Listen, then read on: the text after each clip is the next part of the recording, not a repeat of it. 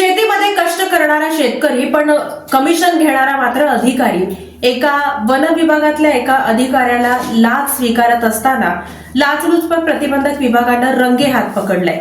तक्रारदार यांच्या शेतातील बांबू लागवडीचे कुशल कामाच्या बिलावर सही करून वरिष्ठ कार्यालयात पाठवण्यासाठी वनपालाने एकूण बिलाच्या 15% प्रमाणे पैशांची मागणी केली। यावर पैसे कमी करण्याची विनंती केली असता वनपालाने 10,000 रुपयांची मागणी करून त्यातील 2,000 रुपये घेतले। या प्रकरणात तक्रारदाराने मंगळवारी एसीबी पथकाकडे तक्रार दिली। त्यावरून केलेल्या सापळा कारवाईत वनपाल तथा अतिरिक्त कार्यभार वनपरिक्षेत्र अधिकारी अमोल फड यांनी 5,000 रुपयांची लाचेची रक्कम पंचांसमक्ष स्वीकारली। अमोल गणेशराव फड, वनपाल, सामाजिक वनीकरण सेलू, अतिरिक्त कार्यभार वनपरिक्षेत्र अधिकारी, सामाजिक वनीकरण तालुका सेलू असे आरोपी लोकसेवकाचे नाव आहे। यामध्ये 2,000 रुपये रक्कम स्वीकारल्यानंतर उर्वरित 8,000 पैकी 5,000 रुपये आत्ताच आणून द्या असे म्हणून लाच मागणी केल्याचे पंचांसमक्ष निष्पन्न झाले।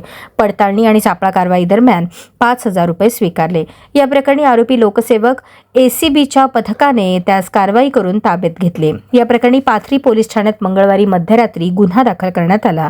ही कारवाई पोलीस उपअधीक्षक महेश पाटणकर यांच्यासह चंद्रशेखर नीलपत्रेवार, आदमे, अतुल कदम, शेख जिब्राईल, अनिल नरबाडे यांनी केली।